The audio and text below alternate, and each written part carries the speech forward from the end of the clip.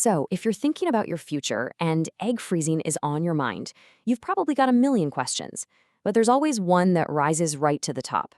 Today, we're going to dig into the data and give you some real numbers-based answers. And yeah, this is the big one, isn't it? How many eggs is actually enough?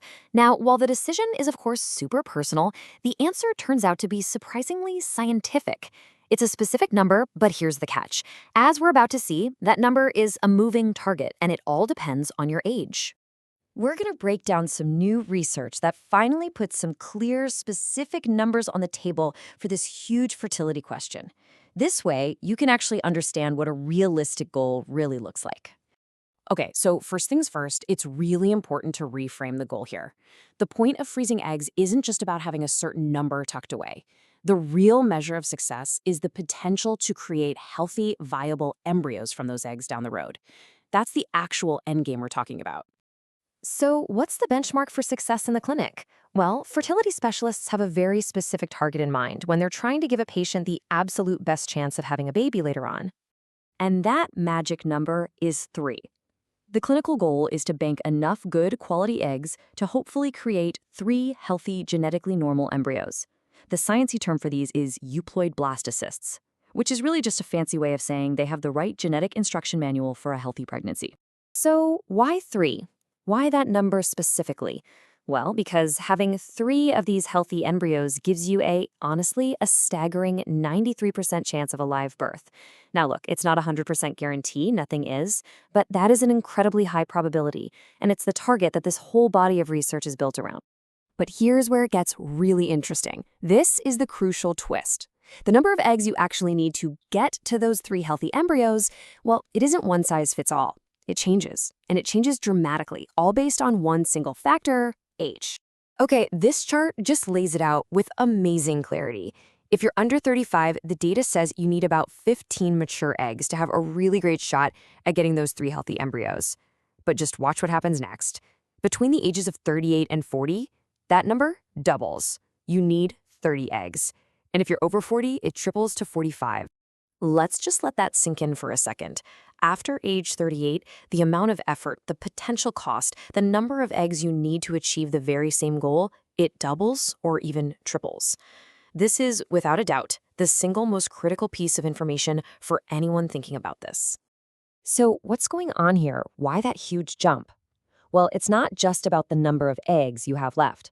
It's really about the genetic quality of each individual egg. And this is where the science gets pretty fascinating. And here's the why in black and white. For every egg you freeze under the age of 35, it has about a 13% chance, all on its own, of leading to a live birth. But after 40, that chance plummets to just 2 or 3% per egg. It means you just need a much, much larger basket of eggs to find those few golden ones that are genetically healthy. We've been throwing around terms like healthy or genetically normal embryo. Well, this is the official definition, a euploid embryo. And all that means is that it has the correct number of chromosomes. That's it.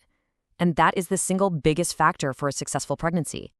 You know, the researchers who did this study had a perfect analogy to explain it. Think of it like a gardener who's saving seeds for next year. When the seeds are young and fresh, most of them are going to sprout, right?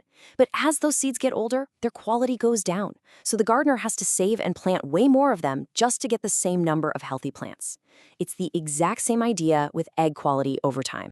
Okay, so what do you actually do with all this? It's a lot of information, I know. Let's try and translate this data into a practical, realistic game plan for your own fertility future. All right, number 1, the data could not be clearer. Freezing before you're 38 gives you the best odds of success with the fewest number of eggs needed. Number 2, use these numbers. Take them to your doctor and have a really open conversation to set some realistic expectations. And 3, be prepared that, especially at older ages, getting to that target number, whether it's 30 or 45 eggs, is probably going to take more than one retrieval cycle. So let's just do a quick recap of the key takeaways here. Age, it's the number 1 factor, period. The numbers are simple. You need about 15 eggs if you're under 35, but that shoots up to 45 or even more if you're over 40. And that's because it's all about egg quality, not just the quantity. Remember, this is all about playing the odds. It's a high probability, but it's not a guarantee. And the bottom line? Planning early is what really gives you the power to make your own choices.